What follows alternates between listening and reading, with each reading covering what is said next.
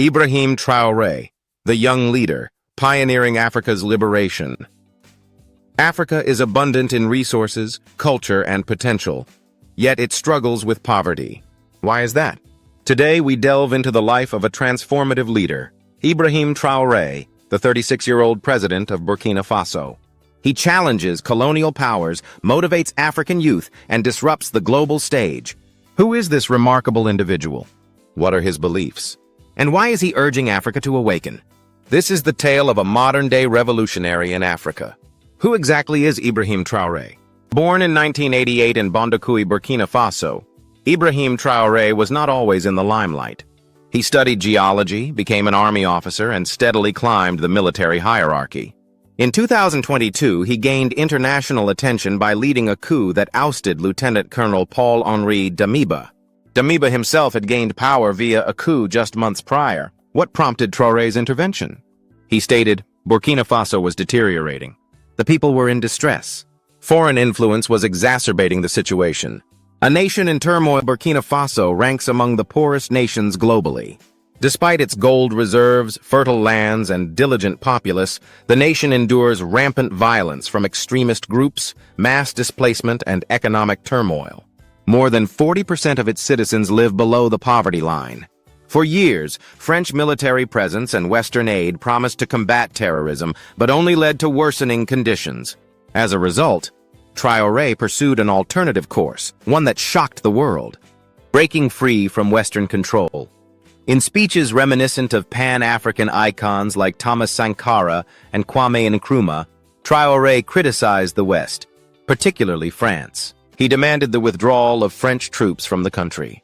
He scrutinized the CFA franc, a colonial currency still prevalent in many West African countries. He declared that Africa must reclaim its resources, its dignity, and its future without relying on external assistance.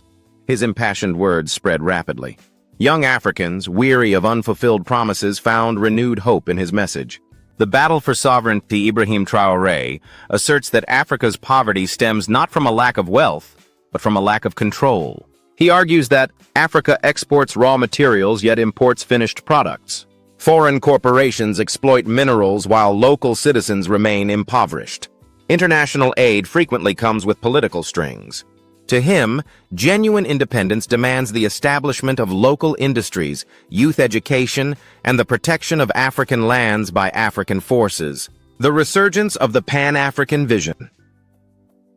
Many draw parallels between Traoré and Thomas Sankara, the iconic revolutionary who ruled Burkina Faso during the 1980s.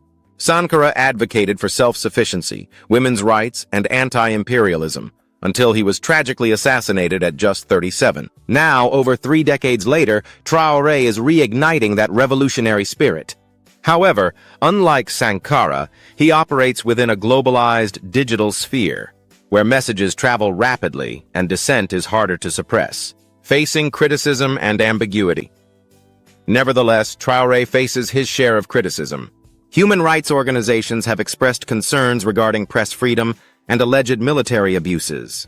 Some question whether a military figure can genuinely foster democracy. Others worry that his anti-Western stance might alienate Burkina Faso from essential support. The future is filled with uncertainties. Will he emerge as a champion of African liberation?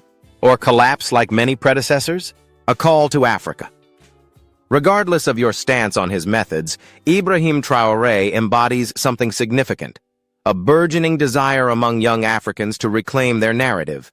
He resonates with a generation weary of poverty, fatigue from dependency, and eager to battle for a brighter future. Africa isn't poor. It's impoverished due to systems that benefit from its weakness. And if leaders like Traoré continue to rise, the world will inevitably have to listen. What are your thoughts on Ibrahim Traoré's leadership? Is he Africa's next great revolutionary, or merely another military authority? Share your opinions in the comments. Like, share, and subscribe for more insights into Africa's past leaders, current revolutionaries, and the future we must collectively strive to create.